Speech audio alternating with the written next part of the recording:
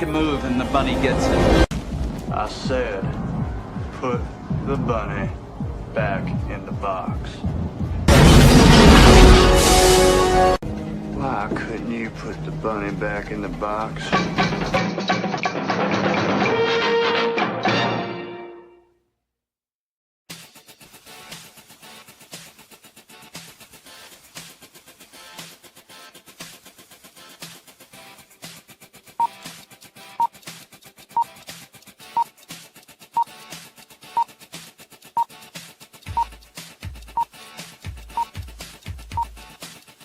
It's showtime.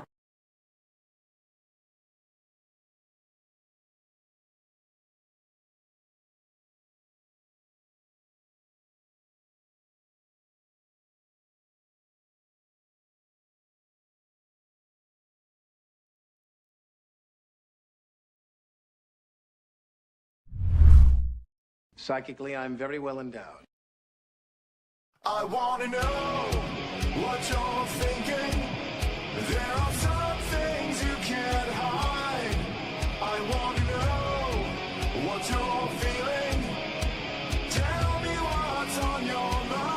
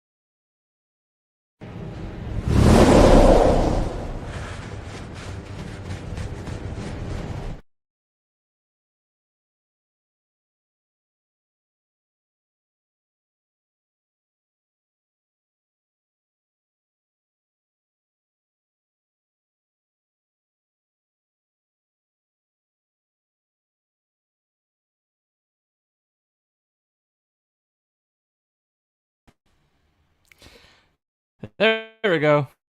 Finally unmuted. Hey, welcome to Monday Night Show. Got to started up kind of late. I was kind of planning this topic, and I talked myself out of it. But then a friend of mine just randomly brought up werewolves, that he was going to have werewolves in his upcoming comic. And suddenly it was like, back on the menu, okay. So tonight I'm going to talk about werewolves. I might just do a series of the Universal monsters. I happen to be a big Universal monster fan.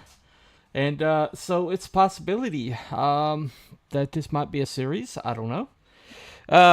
I tend to acquire media that has to do with the Universal monsters per se, and so tonight I'm going to share some of it with you, some of my favorite stuff, and if you are a werewolf lover, maybe you'll find some new stuff to check out. Possibility. It's a possibility. Anyway, so tonight I'm going to start with the now. When people think of Universal monster and werewolf, most of the time they think of Wolfman. Okay. But the Wolfman is actually the second movie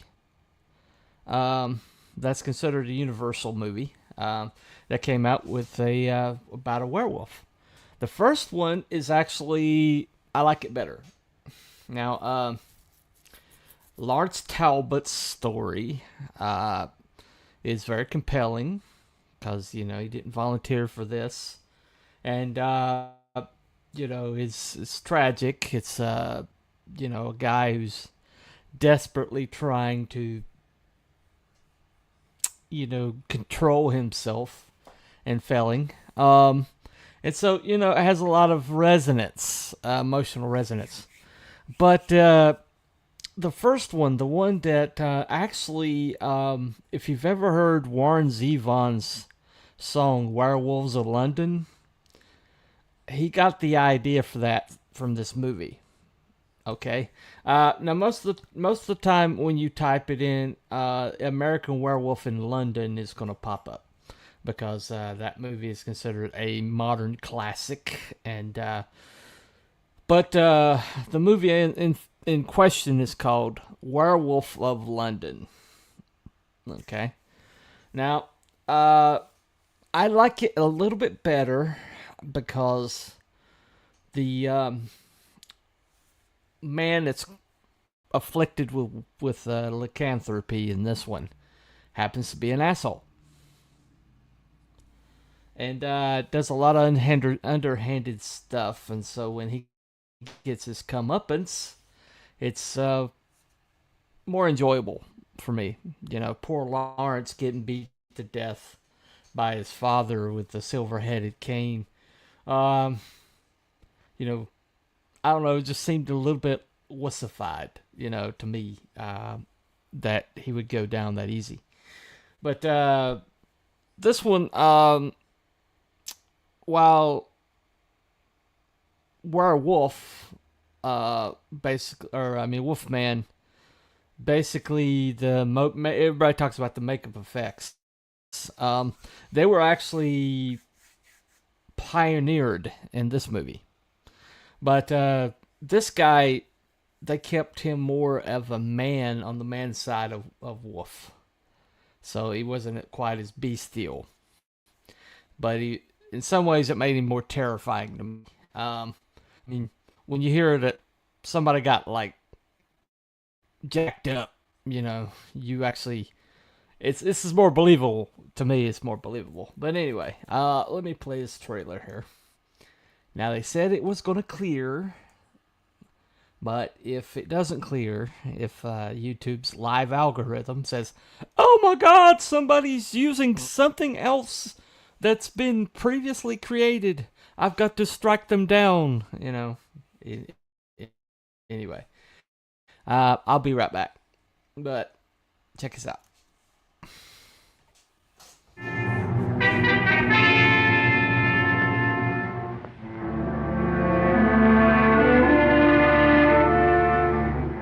Seize the only specimen of the mariphasa plant in England. That flower is the only known antidote for werewolfery. A very interesting folk tale, but of no value to the police. I warn you, sir, unless you secure this plant, there'll be an epidemic that will turn London into a shambles. When my experiments are completed, I will show their results to the entire world. Not before. Remember this, Dr. Glendon. The werewolf instinctively seeks to kill the thing it loves best.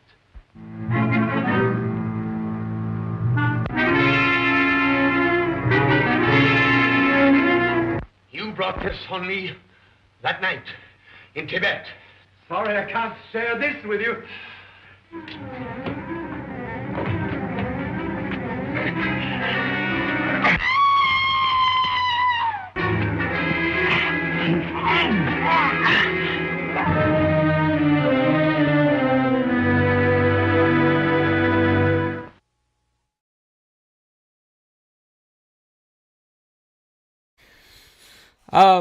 It's worth a look.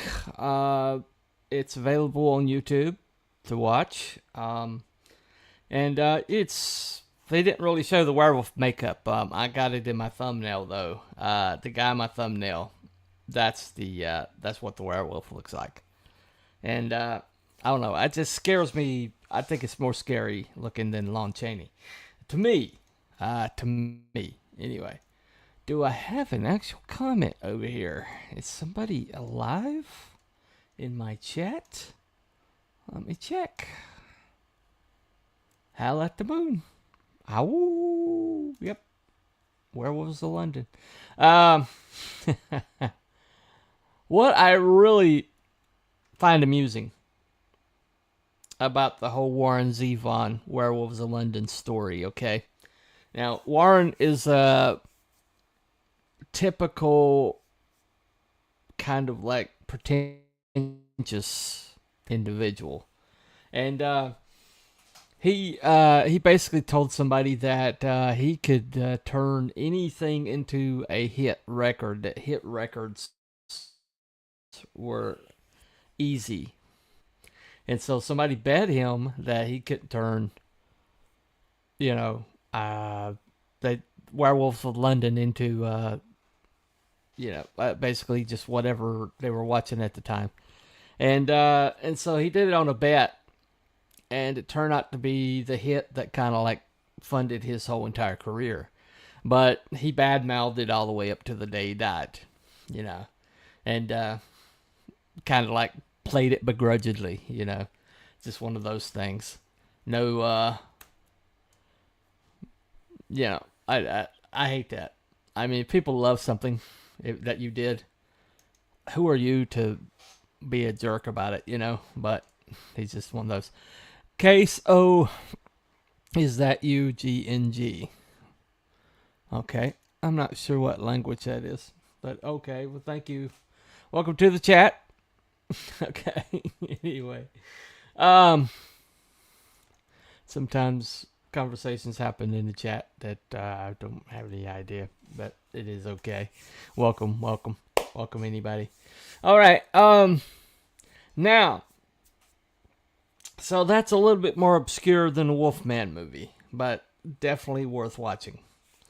It has a little bit of a better plot to me because it has like a reason for the lycanthropy.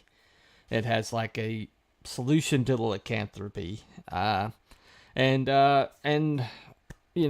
it's basically about this man's hubris, basically, and so, okay. Gavin B says, okay, sorry. Let me bring that up.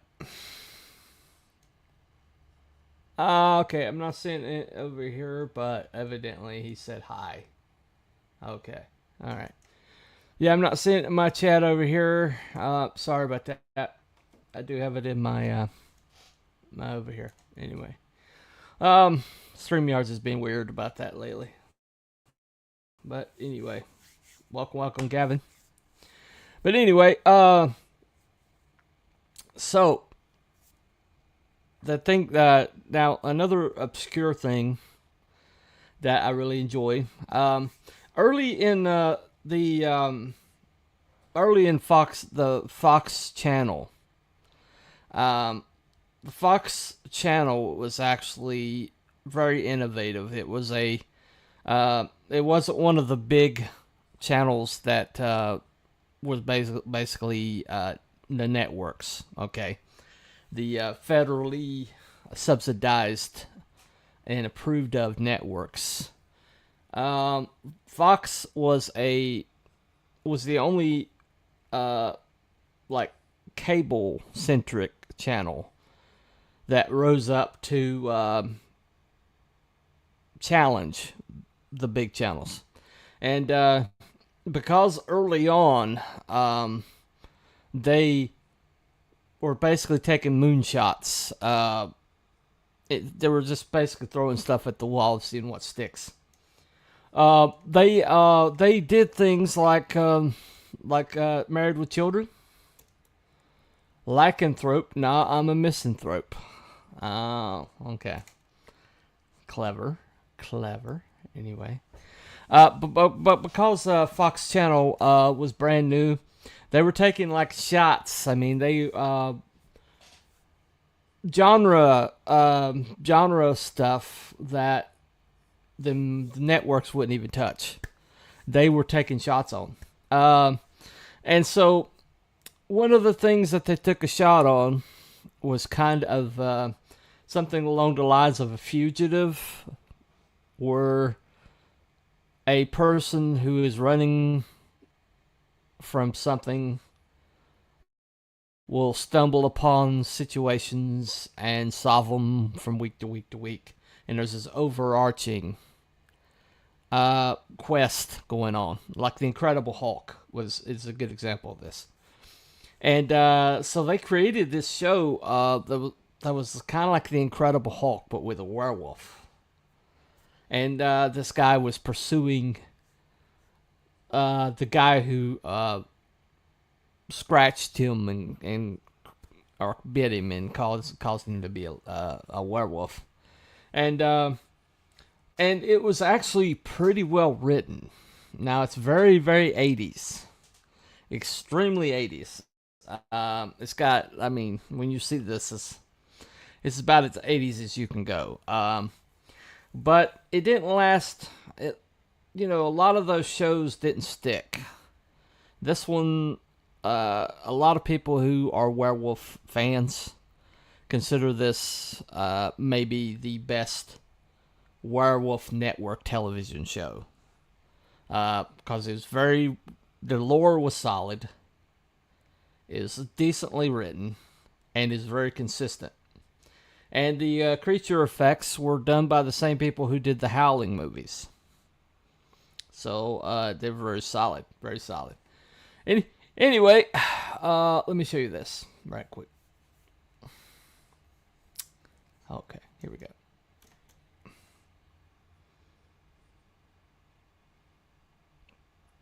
Tonight, you are about to begin a journey into terror.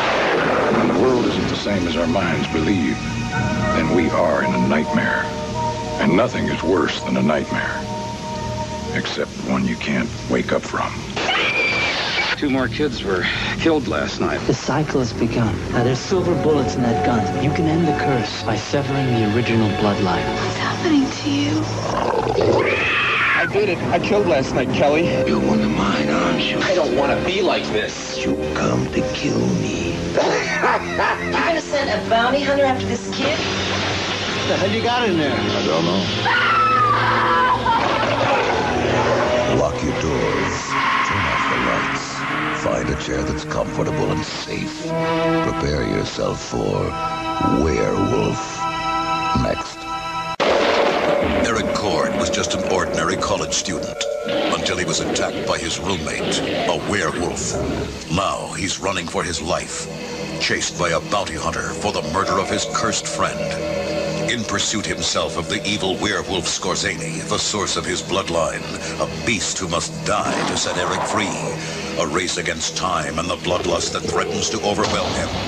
Now, Werewolf, the legend continues. Weeks to come, the road Eric Cord must travel is a lonely one peopled by demons. The demon he pursues, Skorzeny, a monster who must die to end Eric's curse.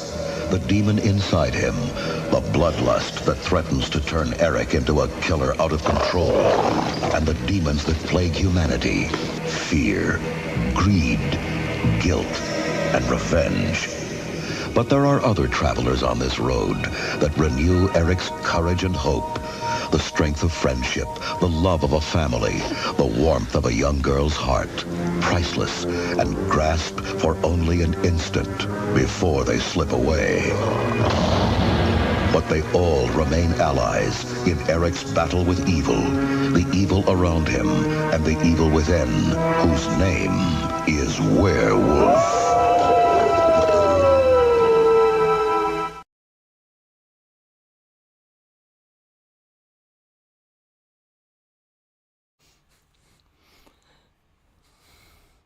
I told you that's pretty. I told you that's very, very 80s. I warned you. Chuck Connors actually plays Skorzeny, the chief vampire. I mean, chief werewolf that he's after. I'd rather deal with a werewolf than a chupacabra. Those little demon spawns are pure evil. Yeah, we did a chupacabra episode of Cryptids and Conspiracies, and yeah, they're kind of scary. Yeah, check that episode out. We actually found a video of what might be a chupacabra. And it's in a cage. It's pretty cool, pretty interesting. Anyway, so basically, this show was very much like the Incredible Hulk in that once he was in the werewolf, once he was changed into the werewolf, he was able.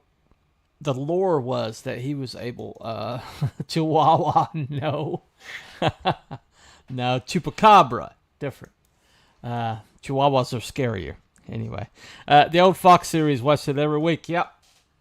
Yeah, it's available on YouTube, evidently. I actually got it from selling the 7 Seas. I'll just say that much. It is available full download if you're into that kind of thing. So I've actually got it on a hard drive. I came upon it. It fell into my lap mysteriously. Anyway, so I've rewatched it multiple times. It's got some really solid episodes. Now, another werewolf thing that I think is worth your time is a movie that it really didn't get a lot of attention when it was out. But since then, it's kind of developed a cult following. But if you don't know about this movie, let me introduce you to it. It speaks for itself. Here you go.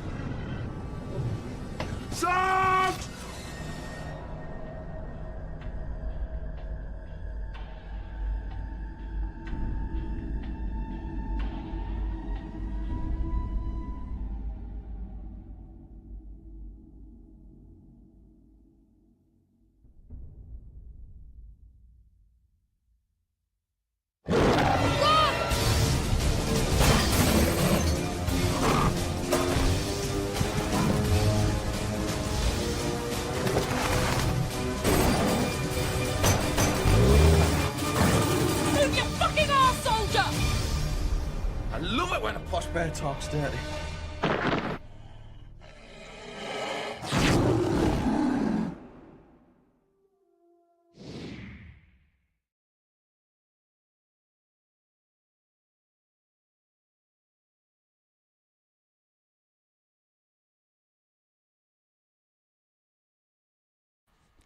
Yeah, it's called Dog Soldiers. It has some comedic elements to it. Has a little bit of girl bossery that you're gonna see it in modern cinema. I think this is from about 2010, but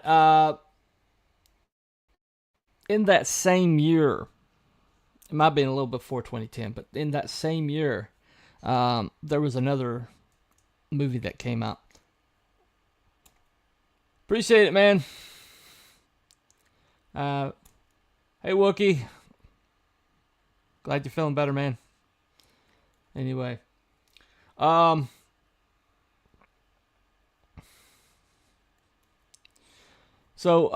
basically, around the same time, they remade Wolfman. And I didn't really look at this movie because I don't know. I thought Benicio del Toro was going to be a miscast. I didn't see how a man who's obviously Hispanic is going to have a father. I mean, how he didn't look like a Lawrence Talbot to me, and then his father being Anthony Hopkins. It just seemed like a miscast to me. And so I kind of like wrote it off, and I didn't see it in the theaters, and I hadn't watched it until my friend Aaron Jordan, who I'm going to show you his book. He told me that this movie inspired him to write Wolfsbane, the book I'm going to show you in a little bit. And so I went back and watched it, reevaluated it, and I found it's actually, in my opinion, it's better than the original. Of course, it's a lot more gorier than the original could be, but I just thought that some of the decisions that they made, plot-wise, made a lot more sense. Just made a lot more sense to the story. I always thought that the original Wolfman, the ending, just didn't. It always galled me that it's just like they got to the end of it and they're like, oh well, let's just let him beat him to death with a cane, for the drama effect. And it kind of, I'm like, you got this formidable wolfman creature who's murdering people and ripping apart. It's talking about people being ripped apart, and then he gets put down by a cane just because it happened to have a silver head on it. That bothered me anyway.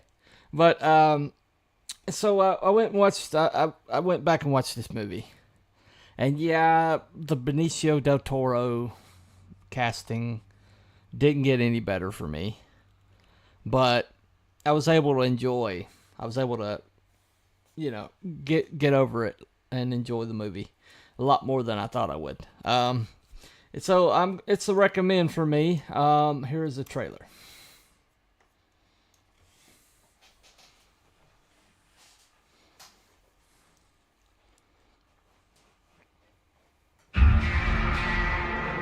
She exerts enormous power, doesn't she? Do you believe in curses?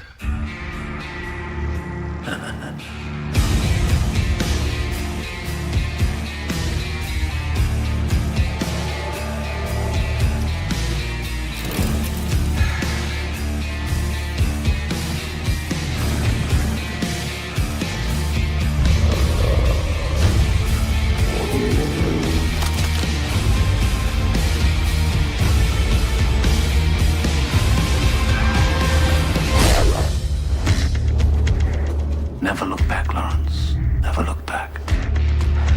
Past is a wilderness of horrors. Darkest hours of hell lie before you. Run free. Kill or be killed.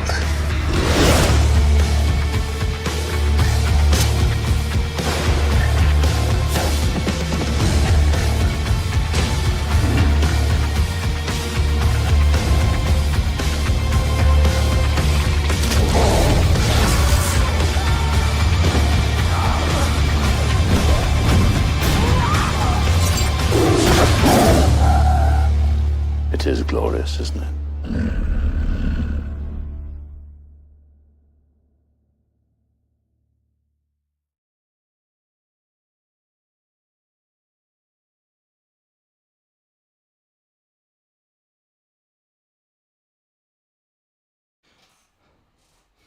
Yeah, I'm sorry, but the Benicio del Toro casting, still don't like it. I mean, you have people available during that time in 2010. Hugh Jackman would have been perfect for that role, and he was definitely available. I mean, you had like Benicio del Toro just seemed like stunt casting to me, because you see all these other people who look right. They look Eastern European. They look, they just got the right look to them, the right complexion. And then you got this guy who's supposedly named Lawrence Talbot, and he don't look from there. He just doesn't. And I mean, and so he's like, well, enjoy it, bigot. Just enjoy it. He's a good actor. He's a great actor. It doesn't matter, but it does. It really, really does. But other than that, the creature effects are incredible. Anthony Hopkins is Anthony Hopkins. I mean, enough said, right? Emily Blunt does kind of drag it down a little bit. I've never really been convinced by her acting ability. I just think she's a nice set of boobs for, whatever that's worth. But anyway, so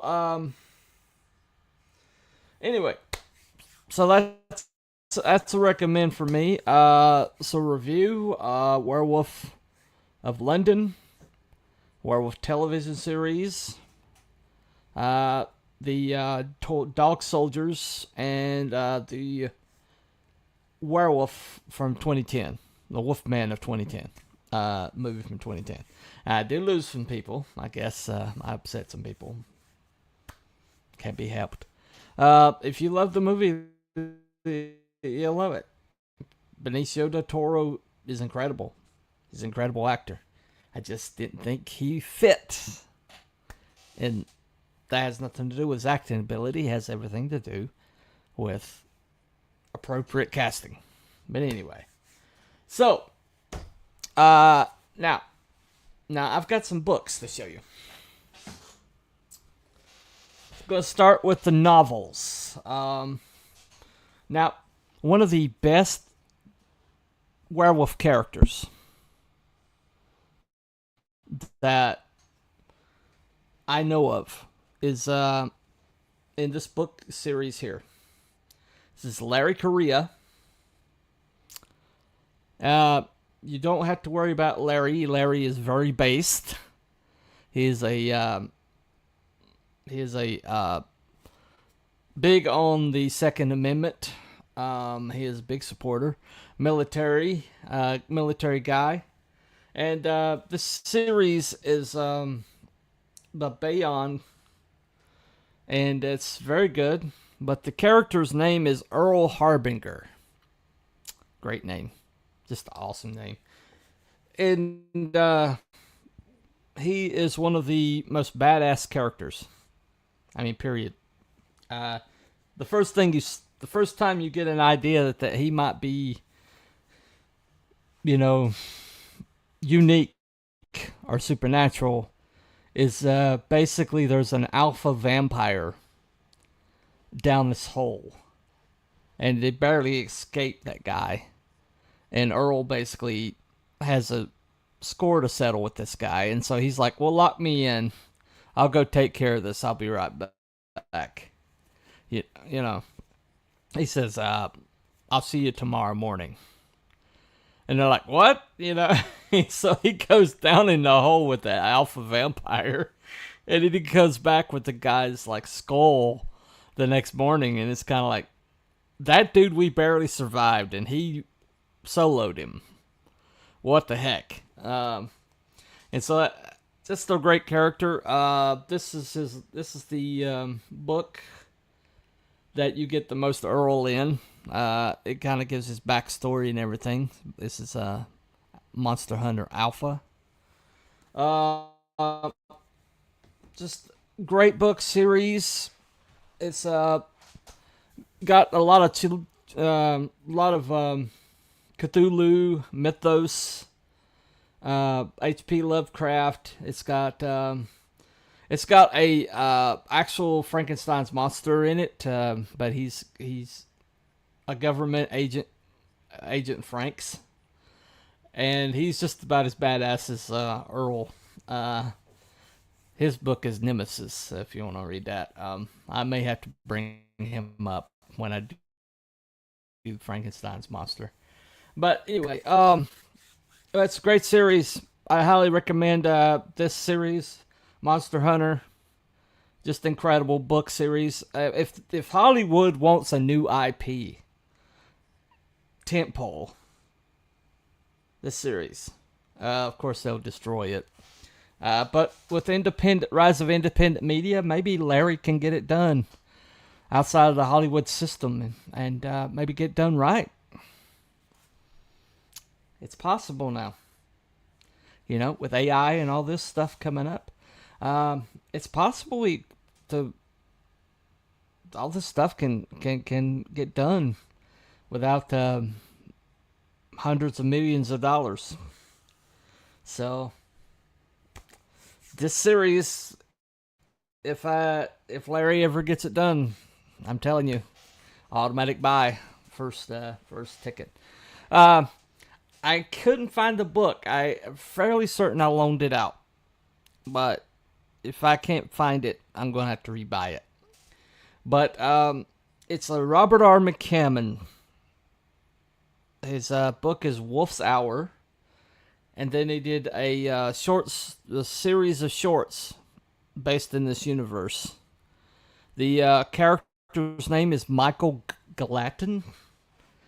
His real name is Michael Galatinov, but he had to escape Russia as the last of his kind werewolf. And he's in Wolf's Hour, he's an agent that the SAS calls upon to do kind of like wet work missions and some other stuff like that. But it's a really great series. You know, werewolf as as a secret agent. That sounds. How does that work? It works. Robert R. McCammon is one of the greatest writers of our day. He should be bigger than Stephen King, but because he's a Southerner, he gets buried. Stephen King himself has said that Robert R. McCammon kicks his butt. But alas, here we are. He also wrote one of the best vampire novels called They Thirst. If you want to, I may bring that up for the vampire, when I do a vampire show. Anyway, so that is the novels. Let me show you the comics that I have. Okay. So this one is War Party. This is Rampart Press. Let me get it lined up. Okay. Rampart Press. It's set during the French and Indian War. And this is a gentleman to avenge his wife and save his child. He agrees to a transformation from this Indian maiden named Shaman. So do I have her? Yep. Her name is Dayani. There you go. It's Diani. I think I got it. Yep. So Murphy is he's not afraid to show you a little bit of flesh. So let's just say you get these comics, you will see pretty much everything that you hope to see. Anyway, so that's War Party. It's a great series. The last book is going to be out very shortly. And so that's not a George R.R. Martin thing. He's going to have... It's done. We're going to see the end of it. Wolf and Batsy. This is Brian Baugh. It's his series. Wolf and Batsy. And make sure I got it lined up. There you go. But it's about a vampire lady and her werewolf friend. It's kind of cutesy pie gore horror. It sounds like those things shouldn't fit together, but they do very well. he's got, I don't know which one he's up to, but I think he's in the teens right now. Might be pushing 20 of these, but they're all cool. I think I've got up to 12 myself. Okay, now this Perfect 10, but the reason why I'm bringing up Perfect 10 is inside this particular book. Now, he doesn't make it all the way to the end of the series, unfortunately. Let me find it.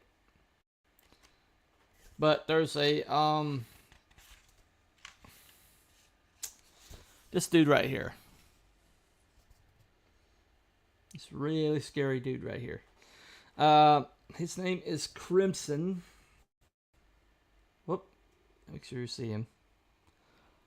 It's got like a really cool look to him. Okay, let me find it. Come on. There it is. He's got like this really, really cool look to him. His name is Crimson. And I don't know that he's a werewolf per se. He does change back to human. But it doesn't seem to like something he does voluntarily. Here's the money shot. Right there. That's the money shot. Look at that guy.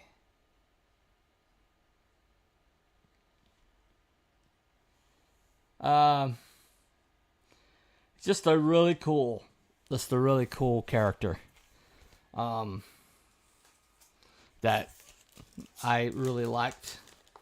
I liked the design of him. He had a great personality. Threw off a lot of great one-liners. But he did have an expiration date, unfortunately. I'll just say that much. All right. Got a comment? Let me grab that right quick.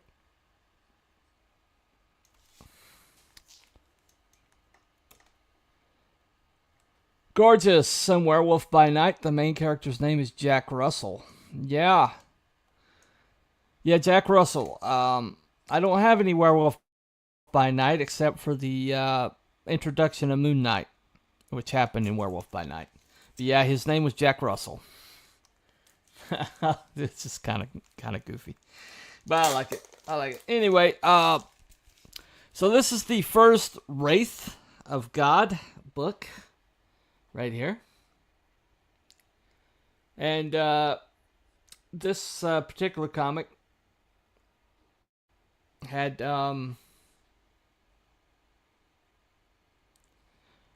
sorry guys, I'm having a little delay here on my there we go.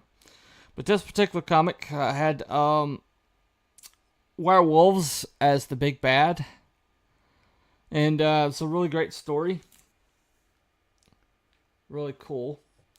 It's a good series. It's the second book kind of fell off a little bit where they did some vampires. But it really found its footing in the third one. But I think the second one was basically because he was trying to do too much with that particular one. But this guy here, this is from Mythicals.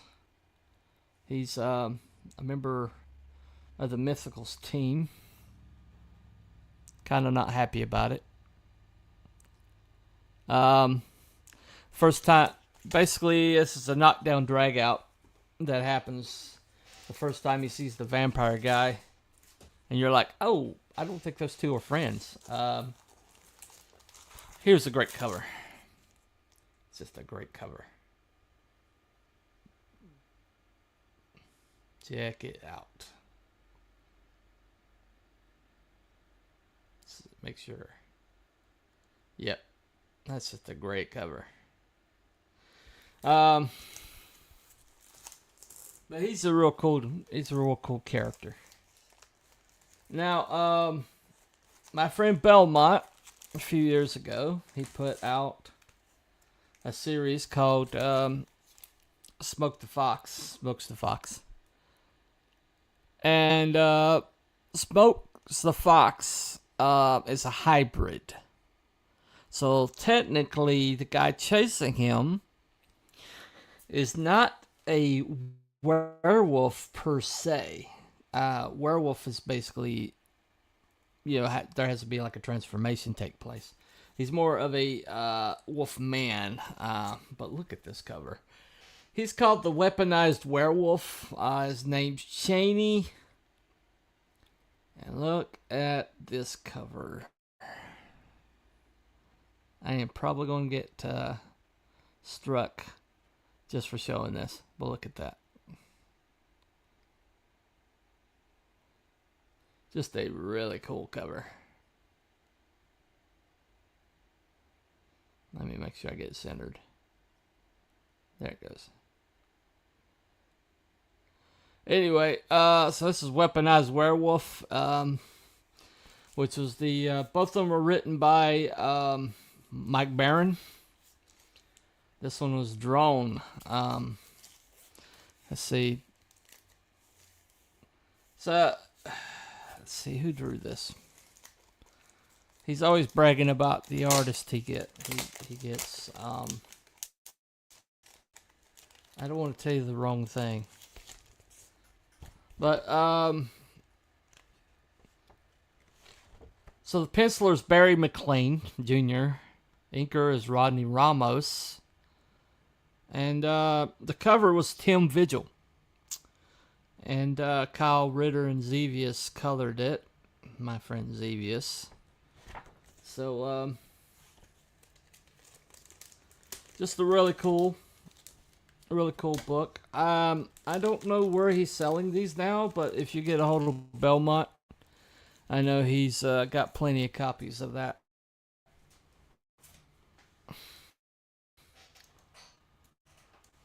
Let me see.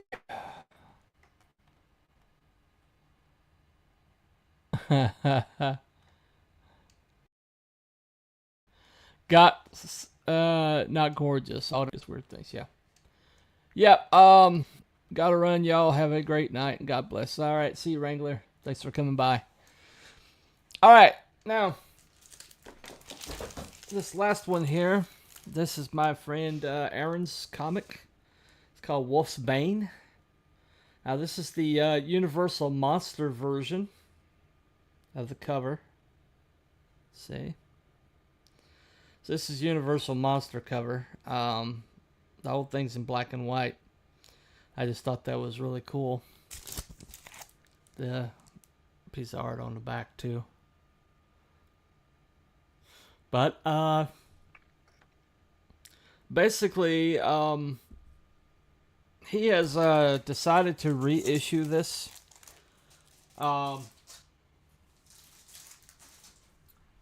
So he's basically putting out a brand new series. Because he never really liked his writing. And he wasn't really sold on the artist that he used.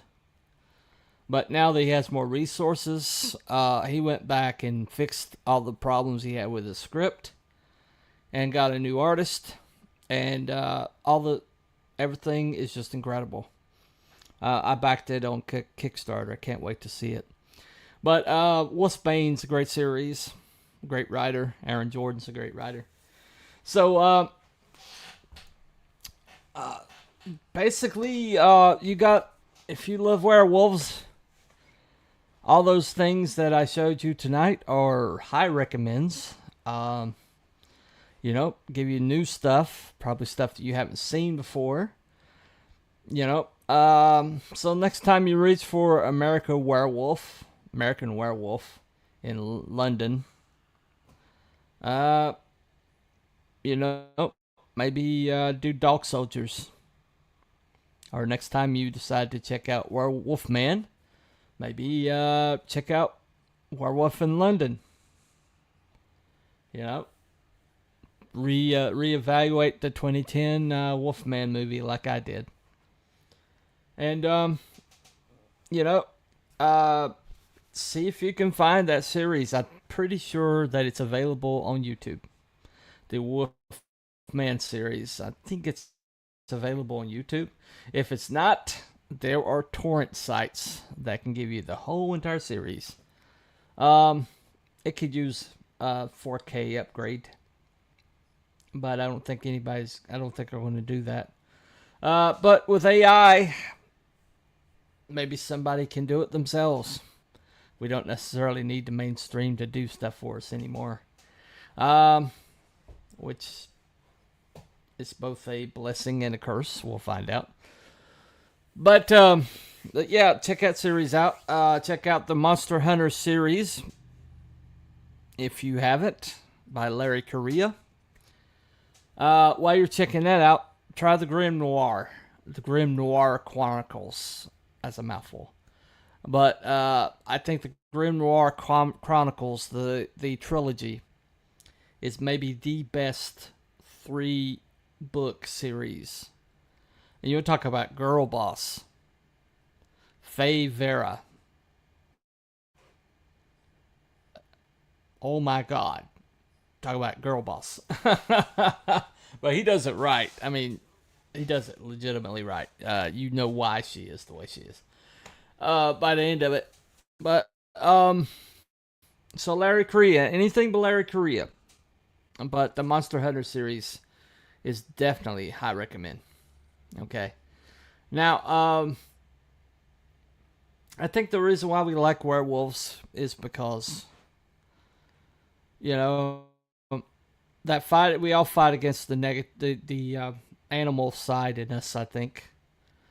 I don't believe in evolution, but I do think that all humanity has the potential for evil, for bestiality. Well, not bestiality, but the bestial, to be more bestial. Bestiality too, I guess. But, not specifically. Anyway, and so I think it appeals. I think it appeals to us. Now, I checked my wrenches on my channel, and there's a wrench that I gave out a couple years ago. And if you've been on Michael Bancroft's channel and any of the channels that were part of the crack pack, like D-Wag, any of those guys, then you would see a mod extraordinaire, the Link Master. His name was Felix Haas. He even came on my channel. I gave him a wrench at some point, but he came on my channel and dropped links for me. Even my small channel with its 4 concurrent viewers, evidently. And he never asked for anything in exchange. He encouraged everybody. He pushed campaigns like they were his own. He didn't get into any arguments in the chat. He would. He was the only mod I ever saw that when he timed people out, they didn't get mad at him. And I don't know how he did that. Usually, the people that you have to time out, you wind up cussing you and, denigrating you on X or whatever. But it's like when he timed you out, you felt like it was no hard feelings. You felt like, okay, well, Felix timed me out, then I deserved it, But, like, I don't know what Felix's real name was. We all use pseudonyms on here, almost all of us. But it turns out he passed away back in January. And as most things online, you wind up being one of the last to know. I still don't know what happened to my friend Norm. Norm Leinert. And, as a reminder, when I found out my friend Zevius had been suffering from cancer and I didn't even know, I'd been asking him about some work that he owed me. But I didn't know he was behind because he was sick. But when you're online, I knew that Felix hadn't been modding lately. He'd had his some kind of infection. These days, with the way things are, an infection can take you out. It seems like we've gone backwards medical-wise. Cancers no longer seem treatable. A simple infection no longer can be taken care of. So I don't know what happened to our medical. But evidently he passed away in January. I'm not a big channel, but he did show up. He dropped links, and every time I showed up on Bancroft's channel, he treated me like an old friend. He treated me like Norm from Cheers. And there's not very many people who acknowledge me like that. I don't make a lot of waves. I'm not in a lot of chats, but Felix always saw me when I showed up. Acknowledged me. He did it to everybody. And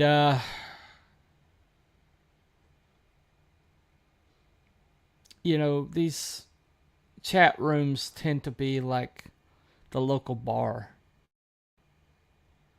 And you go there to hang out with your buds, watch the show.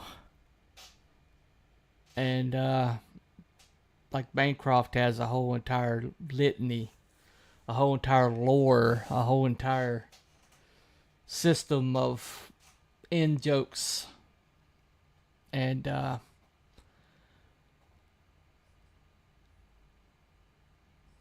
going to the local bar, there's going to be an empty stool. And there's a wrench I'm retiring. I don't want to retire. Anyway, farewell Felix Haas, the Link Master, from here at Rabbit Hole. You're going to be missed.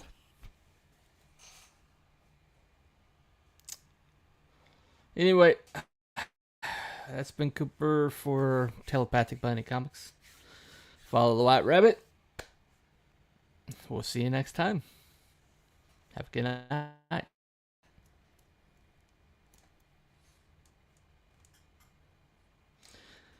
And sorry for the delay. There we go. Bye, everybody.